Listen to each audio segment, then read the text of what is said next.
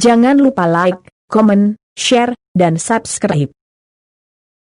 Iya, salam untuk kesekian kalinya kita kembali berjumpa dalam channel yang berbahagia ini, Iman Kristen Menjawab. Jadi, saudara-saudara, banyak hal yang menggelitik hati ketika orang yang miskin pengertian akan kepercayaan suatu agama itu berani-beraninya berkomentar tentang agama tersebut, apalagi dalam konteks perbedaan iman.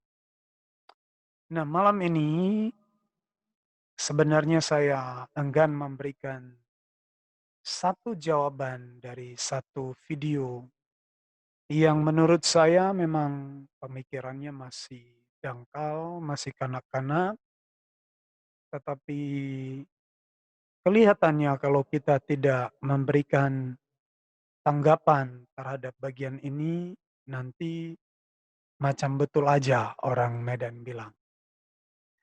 Saya mau Bapak Ibu mengerti lebih dalam tentang siapa itu Yesus dalam iman Kristen dan kenapa ini saya harus terus membicarakannya karena sentral iman kita adalah Kristus. Jadi saya tidak ingin satupun dari Anda dan saya itu tidak berdiri teguh dalam iman di dalam Yesus. Karena Yesus adalah sentral iman kita yang bukan hanya menjadi dasar kita beribadah, dasar kita berkepercayaan, tetapi sungguh bahwa Yesus adalah Allah sejati yang mengambil rupa manusia. Nah, tentu Anda akan bertanya, bagaimana mungkin caranya Allah itu mengambil rupa dan rupa yang diambil adalah rupa ciptaannya. Nah, sekali lagi kalau Anda berpikir soal ini, maka sebenarnya saudara sedang menempatkan Allah itu dalam kungkungan keterbatasan. Jadi Allah itu maha segalanya. Dan dalam Alkitab kita dicerdaskan. Tujuan mengapa Allah harus menjadi manusia adalah semata-mata karena manusia berdosa harus ditebus oleh manusia. Dan Anda tahu tidak ada manusia yang pantas dan layak untuk menebus dosa manusia. Itulah sebabnya salah satu fondasi yang sangat kuat dalam kekristenan adalah ketika dicatatkan dalam Injil Yohanes pasal 3 ayat yang ke-16, ini adalah ayat yang membuka mata kita, ya, membuka mata kita untuk bisa melihat mengapa perlunya Allah harus mengambil rupa manusia. Sebenarnya alasannya menurut Alkitab adalah alasan karena kasih saja, ya. Karena begitu besar kasih Allah akan dunia ini, sehingga Ia telah mengaruniakan anaknya yang tunggal, supaya setiap orang yang percaya kepadanya tidak binasa, melainkan beroleh hidup yang kekal. Nah, ada satu masalah yang sering disalahpahami, disalah mengerti oleh banyak orang soal ayat ini yang hubungannya dengan sebutan anak Allah bagi Yesus. Saya kira ini saya akan bicarakan dalam satu bagian yang lain supaya jauh lebih tuntas. Tentu secara singkat kita harus mengerti bahwa anak Allah bagi Yesus tidak dalam tataran pengertian biologis, tetapi anak Allah harus dimengerti dalam terminologi tentang kealahannya, terminologi tentang Allah yang adalah metafisik. Ya, sebab ini merupakan satu istilah yang tidak bisa dimengerti dalam kadar biologis ya, karena yang namanya Allah kan tidak mungkin punya anak ya, dan tidak mungkin menikah. Ya, dalam bagian lain saya akan diskusi hal ini kepada Anda, tapi Anda harus mengerti supaya paling tidak membuka wawasan berpikir Anda mengapa Allah harus menjadi manusia, maka logikanya adalah karena kasih alasannya. Dia harus memilih menjadi manusia supaya penebusan itu terjadi karena kalau manusia yang berdosa, maka bukan domba yang menebus, bukan sapi yang menebus, bukan kambing yang menebus, tetapi kalau manusia yang berdosa harus manusia. Tapi sungguh kenyataan yang kita tidak bisa elakkan, tidak ada satu manusia yang layak untuk menjadi tebusan dosa. Ya, karena satu manusia yang lain dengan manusia yang lain itu sama dosanya dan tidak bisa menebus karena penebus itu harus kudus, harus suci. Dan itulah alasannya Allah memilih satu cara saja untuk mewujud nyatakan penebusan bagi manusia berdasarkan kasihnya yang besar itu. Maka Allah mengambil rupa manusia menjadi sama dengan manusia. Apakah ini tidak mungkin? Ya, bagi pikiran manusia ini impossible, tapi mari kita melihat dalam keberadaan Allah yang baginya tidak ada yang mustahil. Ya, itu sepintas saja. Malam ini saya ingin menggiring saudara itu untuk masuk dalam satu diskusi yang sebenarnya kadarnya tidak terlalu serius, tapi kalau kita tidak memberikan jawaban, kayaknya serius aja ini. Ya, jadi saya mau Anda menonton satu video anak muda ini yang semangat sekali. Wah, kayaknya kalau tidak diberikan tanggapan, kayaknya benar sendiri ya. Ya, dia mencoba-coba membahasakan iman Kristen dengan cara berpikir dirinya dan cara berpikir imannya. Ya, padahal tidak bisa mengerti sebuah agama dengan cara agama yang Anda anut. Jadi kekristenan itu tidak bisa ditafsir dan dihakimi atau dimengerti dengan cara berpikir agama lain karena kekristenan itu punya sejarah teologi sendiri termasuk kitab-kitabnya.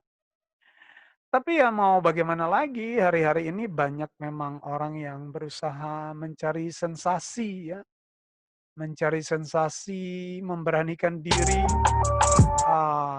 memberanikan diri membahas, apa namanya, memberanikan diri membahas iman orang lain ya, dalam, apa namanya, dalam kadar berpikirnya ya. Contoh satu kawan ini ya, wah judul videonya sangat fantastis, sepintas dilihat, waduh luar biasa banget.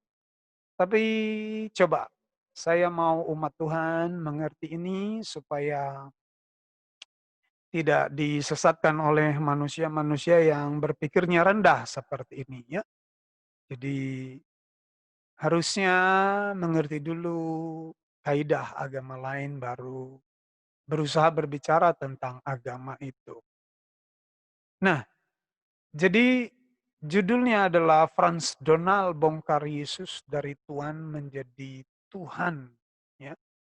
Ya, ceritanya ini membahas soal kata kurios dalam bahasa Yunani yang dituduhkan bahwa LAI telah melakukan kesalahan atau dengan sengaja melakukan semacam pembohongan publik, yaitu dengan menerjemahkan kata kurios pada terjemahan kata Tuhan kepada Yesus. Ya, kata Tuhan kepada Yesus dan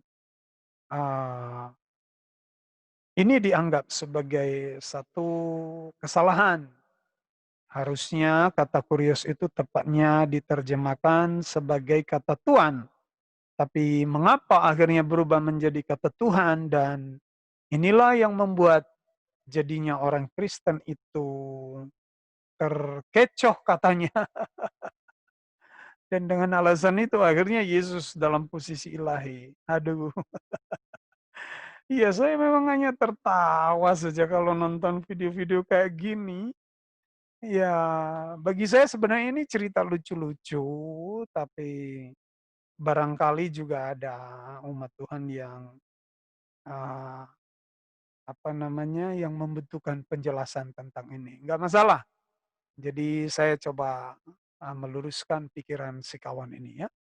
Coba kita tonton sebentar videonya.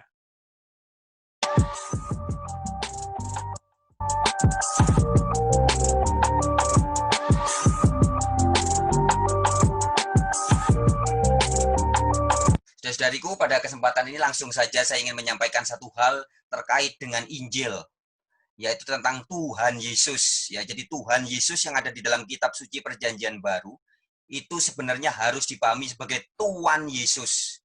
Mengapa? Karena kata Tuhan yang ada di dalam teks Yunani itu Kyrios, tulisannya Kurios, kita bacanya Kyrios ya.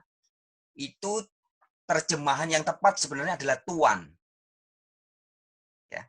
Jadi Kurios atau Kyrios dalam bahasa Inggris diterjemahkan sebagai Lord. Ya, dalam bahasa Indonesia adalah Tuhan. Nah, kata Tuhan Yesus yang ada di dalam Alkitab berbahasa Melayu, cikal bakal bahasa Indonesia dulu, Alkitab bahasa Melayu berubah menjadi kata Tuhan Yesus adalah pada tahun 1733. Ya, yang mengubah atau yang menerjemahkan ulang kita Perjanjian Baru kata Tuhan Yesus, Tuhan Yesus menjadi Tuhan Yesus pertama kali adalah pendeta Melchior Letzdiker namanya. Nah, kemudian sejak tahun 1733 sampai sekarang kata Tuhan Yesus itu tetap dipertahankan juga oleh Lembaga Alkitab Indonesia dalam mencetak dan menerbitkan Alkitab-Alkitab yang disebarkan di seluruh Indonesia. Cuman saja yang perlu kita pahami adalah, saudara-saudariku, bahwa Lembaga Alkitab Indonesia tidak konsisten dalam menerjemahkan kata kurios atau kata Kyrios ya dalam bahasa Yunani. Kata Kyrios, tulisannya kurios, kita bacanya Kyrios. Oleh Lembaga Alkitab Indonesia tidak secara konsisten diterjemahkan dengan satu kata. Tuhan atau Tuan, tidak konsisten. Ya. Jadi sebelum lanjut saya agak lucu mendengar tulisannya Kyrios, Kurios bacanya Kyrios. Jadi tidak paham kalau upsilon itu kadang dibaca Y, ya, kadang juga Oke, kita dengar lanjut dikit lagi ocehan kawan satu ini. Lembaga Alkitab Indonesia dalam menerjemahkan kata Kyrios ini, di dalam teks Alkitab Indonesia kita yang sekarang beredar di masyarakat luas, itu diterjemahkan ke dalam 6 kata. Jadi satu kata aja, Kyrios, tapi kemudian ke bahasa Indonesia menjadi 6 macam kata. Ada yang ditulis oleh Lembaga Alkitab Indonesia sebagai Tuhan dengan huruf H, ada juga yang diterjemahkan sebagai Tuan, dan ada juga yang diterjemahkan sebagai Raja. Ada juga kata Kyrios yang diterjemahkan sebagai Kaisar. Ada juga kata Kyrios yang diterjemahkan sebagai empunya atau pemilik. Dan ada juga yang diterjemahkan sebagai Bapa. Nah, ayat-ayatnya saudara-saudari bisa buka sendiri nanti ya di Alkitab. Saya kasih contoh beberapa ayatnya. Di Matius 1, Injil Matius 1 ayat 20, ayat 22 dan 24. Oleh Lembaga Alkitab Indonesia, kata Yunani Kyrios ini diterjemahkan sebagai Tuhan, ada hanya. Ya. Kemudian di Matius 8 ayat 2, ayat 6 dan ayat 8. Kata Kyrios dalam teks aslinya bahasa Yunani Kyrios oleh Lembaga Alkitab Indonesia diterjemahkan sebagai Tuan. Loh, enggak konsisten kan? Sama-sama kata kurios. Tetapi yang di Matius 1 tadi diterjemahkan sebagai Tuhan, ada hanya. Kemudian yang di Matius 8 ayat 2 dan 6 dan 8 diterjemahkan sebagai tuan, nggak ada hanya. Ya, oke, Bapak Ibu, saya potong di sini karena semakin jauh kita tonton videonya semakin lucu. Ya, inilah orang-orang kalau model belajarnya Google dan kemudian belum paham budaya berpikir teologi dalam kekristenan. Saya tidak tahu apa agamanya, tapi apapun agamanya bagi saya cara bicaranya kayak percaya diri tapi isinya kosong ya. Ya, jadi Bapak Ibu begini, memang ada orang-orang yang seperti kawan satu ini berusaha membenturkan ya, membenturkan pokok-pokok ajaran kekristenan, terutama tentang Yesus ini dari sisi bahasa aslinya. Nah, Bapak Ibu Saudara, nanti kalau memang kita baca dalam Perjanjian Baru, itu sebagian apa namanya, semua kata kurios atau kyrios yang ditujukan kepada Yesus itu memang diterjemahkan Alkitab dengan kata Tuhan, ya, dengan kata Tuhan. Nah,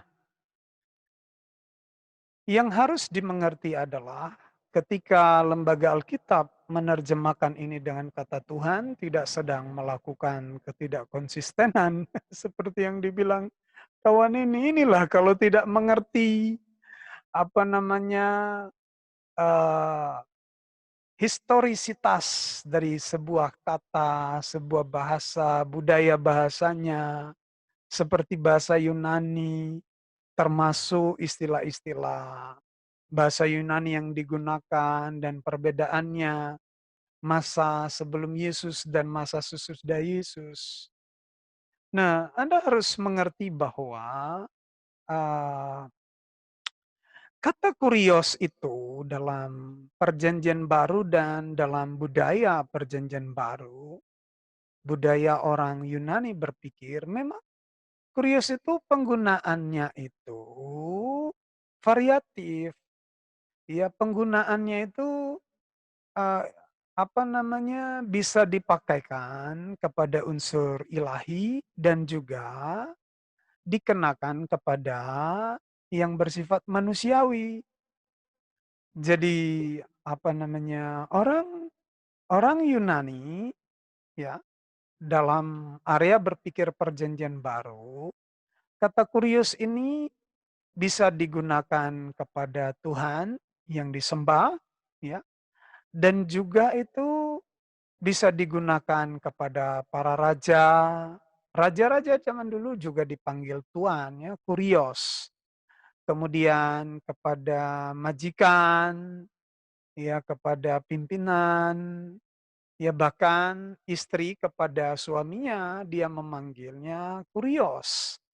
Jadi penggunaan kata kurios ini memang cukup unik ya. Jadi bisa digunakan kepada yang ilahi dan juga kepada yang insani.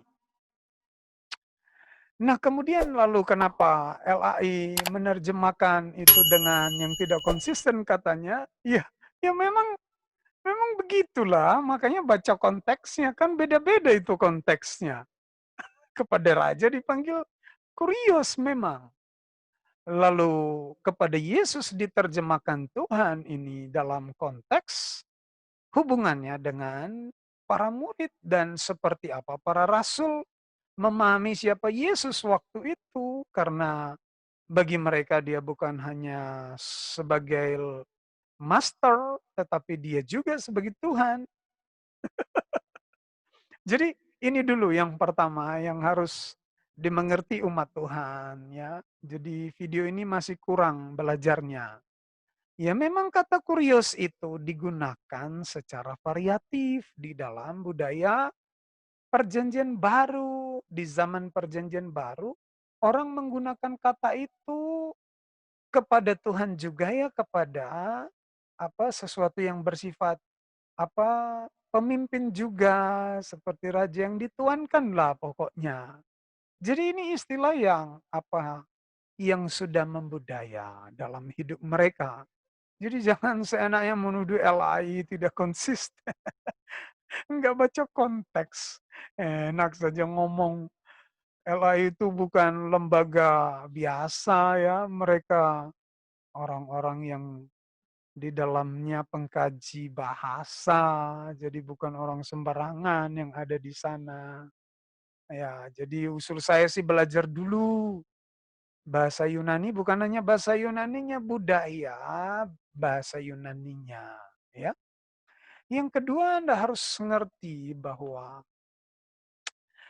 memang perjanjian baru itu ditulis dalam bahasa Yunani, tetapi jangan lupa penulisnya itu adalah orang-orang Ibrani. Nah, walaupun ada kelompok yang ngotot memang perjanjian baru itu ditulis dalam bahasa Ibrani, walaupun tidak bisa dibuktikan sampai hari ini, karena memang tidak ada naskah salinan ya. Yang ada terjemahan bukan salinan ya, Saudara. Jadi nanti di bagian lain kita diskusi ini apakah benar perjanjian baru itu ditulis dalam bahasa Yunani atau Ibrani. Nah, pertanyaannya, Pak, mereka kan orang Ibrani, kenapa mereka menulis menulis dalam bahasa Yunani? Nah, ini dia, Anda tidak boleh lupa benang merahnya, ya. Bahwa di zaman itu, jauh sebelum Yesus lahir, itu ratusan tahun sebelumnya ketika kerajaan Yunani di bawah kekuasaan Alexander Agung berkuasa, maka salah satu visi dan mimpi dari Alexander Agung itu adalah menjadikan bahasa Yunani sebagai bahasa internasional. Ya, semua daerah di bawah jajahannya itu harus bisa berbahasa Yunani. Dan itu salah satu keberhasilan Alexander Agung menjadikan bahasa Yunani sebagai bahasa lingua franca ya atau bahasa internasional, bahasa percakapan antar bangsa waktu itu, sehingga sampai pada zaman Yesus pun itu bahasa sudah menjadi bahasa keseharian. Jadi mereka berbicara di pasar-pasar itu menggunakan bahasa Yunani. Nah, kenapa kemudian walaupun mereka orang Ibrani, orang Yahudi, tapi menulis perjanjian baru itu dalam bahasa Yunani? Nah, Anda harus mengerti karena memang pengaruh bahasa Yunani itu sebagai bahasa lingua franca, bahasa umum orang yang mudah dimengerti oleh siapa saja, dan tujuan Allah mengilhamkan firman kepada mereka supaya semua orang mengerti, mengenal Tuhan oleh firman-Nya. Itulah alasannya mengapa sangat kuat bukti dan didukung oleh naskah-naskah, salinan-salinan Alkitab yang ribuan jumlahnya, semua itu ada dalam bahasa Yunani, perjanjian baru ya. Jadi mengapa mereka orang Ibrani tapi menulis pakai bahasa Yunani? Ya sebenarnya tidak sulit memahaminya kalau kita mengerti seperti budaya hidup kita orang Indonesia nih. Ya, kita ini kan orang Indonesia ya. Orang Indonesia itu terdiri atas banyak suku dan bahasa. Taruhlah kalau misalnya Anda orang Jawa atau Anda orang Batak lah, atau seperti Anda orang salah satu suku lah di negeri ini misalnya Batak lah. Kalau saudara orang Batak misalnya lalu kemudian Anda punya kerinduan untuk menulis buku dan kerinduan Anda adalah supaya buku ini bisa dibaca oleh banyak orang, ya tidak hanya orang di kampung halamanmu atau di rumahmu, tapi supaya buku ini bisa dibaca oleh semua orang Indonesia. Nah tentu kalau saya bertanya, kalau memang kamu rindu buku ini dibaca oleh banyak orang di Indonesia ini, kira-kira kamu mau tulis pakai bahasa Batak, bahasa ibumu, atau bahasa Indonesia?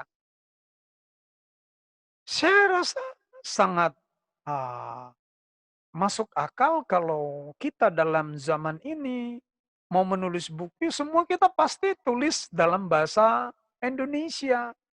Karena bahasa Indonesia itu adalah bahasa pemersatu, tidak peduli dari mana sukunya, dari suku yang ada di wilayah barat Indonesia, di wilayah timur Indonesia. Ya kita kan tidak segampang itu mempelajari bahasa orang. Tapi syukur di negeri ini ada bahasa Indonesia yang mempersatukan kita. Dan saya rasa kalau kita mau pemikiran kita dibaca dan dimengerti oleh banyak orang di negeri ini, Anda akan tulis dalam bahasa Indonesia, bukan dalam bahasa suku kita. Ya. Saya rasa Anda mengerti ya mengapa para rasul itu orang Ibrani, orang Yahudi, tetapi mereka menulis dalam bahasa Yunani, karena memang waktu itu bahasa komunikasi umum itu bahasa Yunani. Itulah sebabnya perjanjian baru ini harus dipelajari dalam konteks berpikir orang Yahudi, walaupun penulisan bahasanya itu dalam bahasa Yunani. Ini yang kawan itu nggak bisa ngerti. Aduh, jadi begini, para murid dalam perjanjian baru itu menggunakan kata kurios dalam pengertian Tuhan, tentu ini bukan karangan. Ya, karena kenapa dalam konteks berpikir orang Yahudi, ya kurios itu ya Tuhan itu sendiri. Ya. Nanti saya bisa kasih contoh, misalnya ya. Ada satu kitab namanya Septuaginta. Ya. Septuaginta ini adalah Alkitab Perjanjian Lama bahasa Ibrani yang diterjemahkan dalam bahasa Yunani. Ya, sekali lagi saya ulang. Jadi Septuaginta ini adalah Perjanjian Lama bahasa Ibrani yang diterjemahkan ke dalam bahasa Yunani oleh siapa? Oleh rabi-rabi Yahudi. Ya, makanya simbolnya LXX ya. Kalau Anda pernah dengar, LXX itu adalah simbol 70 sarjana-sarjana Yahudi. Menerjemahkan perjanjian lama bahasa Ibrani ini ke dalam bahasa Yunani pada tahun kurang lebih 250 sampai 300 sebelum Masehi. Yang mana waktu itu kekristenan belum muncul. Nah yang menariknya adalah Tuhan yang dipercaya oleh orang Yahudi yang dalam bahasa Ibraninya mereka pakai kata Yahweh terhadapnya atau Yehwa atau sebenarnya ini tetragramaton ya. Jadi Yod Vav He Vav. Jadi Yod Vav Yod He Vav He sorry. Jadi YHWH Yod He Vav He ya. Nah, semua kata Yod He Vav He dalam bahasa Ibrani itu perjanjian lama itu diterjemahkan dengan kurios dalam bahasa Yunaninya. Artinya dalam pengertian orang Yahudi, kurios ini satu saja penggunaannya. Kurios ini yaitu kepada Tuhan itu. Jadi tidak sekedar Tuhan, jadi mengandung unsur ilahi. Ya, misalnya ya, kita baca misalnya ya dalam saya kasih contoh misalnya kita baca dulu teks Ibraninya ya. Misalnya kita baca dalam ayat yang terkenal misalnya Ulangan pasal 6 ya. Ayat 4 ini ayat yang sering saya gunakan. Nah, Ulangan pasal 6 ayat yang keempat. Ini tulisan Ibraninya dibaca dari kanan ke kiri ya. Ya. Di sana dikatakan Shema Yisrael Adonai. Ini adalah kata Yod He Vav He Yehwa atau banyak orang terjemahkannya Yahweh. Jadi orang Yahudi itu punya budaya membacanya itu tidak pernah membacanya dengan Yahweh ya. Kecuali imam besar 1 tahun saja dia nyebut itu ketika perayaan Yom Kippur ya, hari raya pendamaian. Dan karena 1 kali 1 tahun imam besar akan masuk ke ruang Maha Kudus. Jadi umumnya mereka panggil ini Adonai dan juga sering disebut Hashem sebagai bentuk penghormatan mereka. Nah ini dia, Shema Yisrael Adonai, Eloheinu Adonai Echad. Jadi ini adalah Ulangan pasal 6 ayat 4, perjanjian lama dalam bahasa Ibraninya. Nah coba kita baca dalam Septuaginta. Ya, diterjemahkan seperti apa ayat ini ya. Kalau kita baca di sana, semoga kelihatan hurufnya ya, agak kecil ini. Kai tauta ta dikayo mata kaita krimata, kemudian esa eneteilato kurios tois huyos, kemudian yorale Yisrael and Herema. Jadi agak kecil tulisannya, tak kelihatan. Tapi ini adalah kata kurios yang dibincangkan kawan itu tadi. Ya, kata kurios ini orang sarjana-sarjana Yahudi menerjemahkan kata Yod He Vav He itu atau Yahweh itu dengan kata kurios. Dengan pengertian bahwa dalam kerangka berpikir mereka kurios itu adalah Tuhan. Ya bukan sekadar Tuhan tetapi Tuhan. Itulah alasannya kenapa pada akhirnya dalam perjanjian baru kata kurios itu diterjemahkan dengan kata Tuhan ya, kepada Yesus yang diterjemahkan oleh LAI itu diterjemahkan dengan kata Tuhan. Karena memang dalam konteksnya, ya seperti itulah orang, para murid itu mengenal Yesus itu. Jadi kita harus mengerti dulu ya kesejarahannya. Jadi kita harus paham dulu bagaimana para murid itu memperlakukan Yesus itu. Jadi ada konsep yang tidak umum di sana. Itu yang pertama ya. Jadi kurios dalam terminologi berpikir orang Yahudi itu ditujukan kepada Tuhan pencipta, bukan kepada tuan atau kepada majikan atau penggunaan yang lainnya. Ya, sebagaimana dalam dunia perjanjian baru orang-orang Yunani menggunakannya. Ya. Kemudian kita harus tahu bagaimana sebenarnya para murid itu, orang-orang yang percaya kepada Yesus waktu itu memperlakukan dia dalam Matius pasal 14 ayatnya yang ke-33. Anda akan baca di sana Matius pasal 14 ayatnya yang ke-33. Di sana dikatakan dan orang-orang yang ada di perahu itu menyembah dia. Katanya sesungguhnya engkau anak Allah. Perhatikan baik-baik. Jadi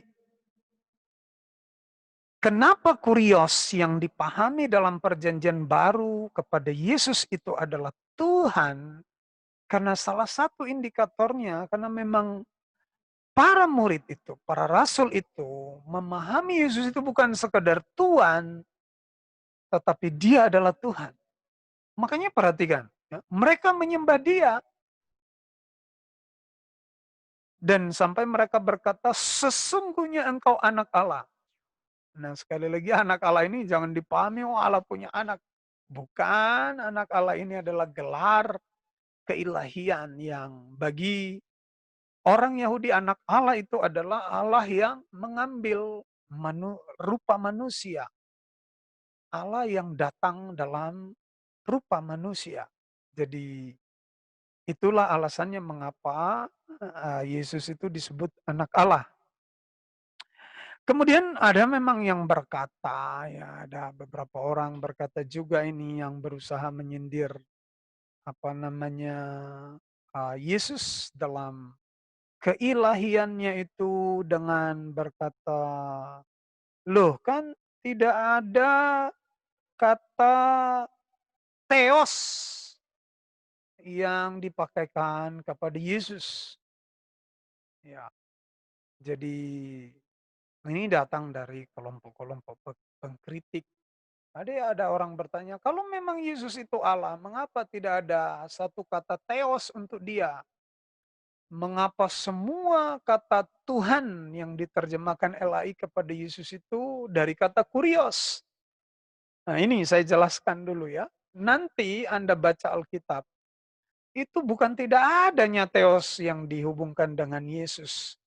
Bahkan yang masih segar dalam pemikiran kita itu kalau kita baca dalam Yohanes pasal yang ke-20, ya, Injil Yohanes pasal yang ke-20 ayatnya yang ke-28, perhatikan di sana Thomas yang adalah peragu itu, Saudara, ya tiba-tiba dia memberikan pernyataan yang sangat spektakuler. Dia berkata, Thomas menjawab dia, "Ya Tuhanku dan Allahku." Jadi dalam bahasa Yunani ini, ya kalau kita baca di sana dikatakan apek krite Thomas kai heipen auto ho kurios mau kai ho theos mau. Masih ada lagi ayat-ayat yang lain yang kata theos itu ditujukan kepada Yesus ya. Tetapi saudara-saudara harus mengerti bahwa sungguh Tuhan dalam memperkenalkan dirinya itu sangat tepat dan tidak perlu diragukan dan memuaskan kita. Anda harus tahu mengapa kata kurios itu sangat tepat digunakan untuk Yesus. Karena jangan lupa, Yesus itu adalah pribadi yang memiliki dua natur atau dwinatur. Yaitu dia adalah ilahi dan dia adalah insani. Itu yang harus dimengerti. Karena Yesus ini adalah, kalau kita baca Yohanes pasal 1 ayat yang pertama, ini ayat yang terkenal ya. Eksistensinya itu adalah firman. Dan firman itu adalah Allah. Ya. Kalau kita baca Yohanes pasal 1 ayat 1, pada mulanya adalah firman, firman itu bersama-sama dengan Allah, dan firman itu adalah Allah. Lalu kemudian nanti kita akan ditolong melihat kepada ayat 14. Ya ini dia. Ayat 14, ya kalau kita mengerti ini, ya ayat 14 ini dikatakan firman itu telah menjadi manusia dan diam di antara kita dan kita telah melihat kemuliaannya, yaitu kemuliaan yang diberikan kepadanya sebagai anak tunggal Bapa penuh kasih karunia dan kebenaran. Jadi di ayat yang pertama, ya, di sini dikatakan pada mulanya adalah firman, firman itu bersama-sama dengan Allah, dan firman itu adalah Allah. Di video sebelumnya saya sudah utarakan mengapa Yesus itu Allah, karena dia adalah firman. Silakan Anda tonton ya di video yang lain. Dan firman itu telah menjadi manusia. Jadi disinilah terlihat keilahian dan keinsanian daripada Yesus itu. Ya. Makanya sangatlah tepat digunakan kata kurios kepada dia, karena kata kurios itu penggunaannya bisa kepada yang ilahi dan bisa kepada yang insani. Dua-duanya tak salah, memang itu budaya bahasanya, budaya penggunaannya, memang itu historisitas penggunaannya. Jadi sekali lagi, justru sebenarnya kata kurios itu adalah kata yang sangat tepat untuk Yesus karena dia itu pribadi yang dwinatur, natur ilahi dan natur insani. Sebagaimana dikatakan dalam ayat yang kita baca ini. Belum lagi kalau kita baca dalam Filipi pasal 2 ya. Ini biasa saya baca ya. Filipi pasal 2 ayatnya yang kelima lah, kita baca mulai dari ayat 5. Jadi supaya Anda ngerti, jadi jangan kayak kayak anak muda yang tadi cara berpikirnya konyol, cara ngomongnya agak ketus lagi ini. Macam betul saja belum memahami iman orang tiba-tiba udah seenak perutnya bicara. Jadi bukan sembarangan itu LI menerjemahkan itu, bukan meneruskan sesuatu yang salah, nggak ada yang salah di situ. Anda harus tahu cara berpikir kekristenan, cara berpikir Alkitab, ya.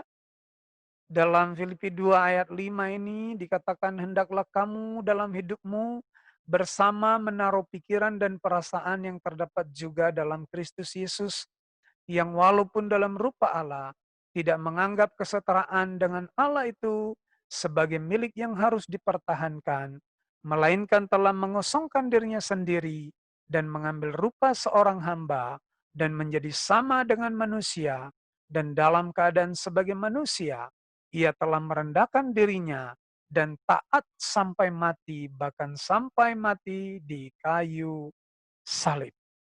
Jadi ini harus mengerti ya. Jadi esensi daripada keberadaan Yesus itu harus dipahami. Itu sebabnya kata kurios itu sangat tepat sekali bagi Yesus karena penggunaan kata ini bisa untuk yang ilahi dan bisa untuk yang insani. Jadi sangatlah tepat sekali kalau LI mengenakan kata kurios diterjemahkan dengan Tuhan kepada Yesus. Dan itu sangat terkait dengan bagaimana para rasul, para murid memperlakukan Yesus. Dan para pengikutnya waktu itu memang bagi mereka nggak ada manusia yang seperti ini. Itu sebabnya mereka berani menyembah dia dan sampai hari ini tidak ada manusia di dunia ini yang seperti Yesus.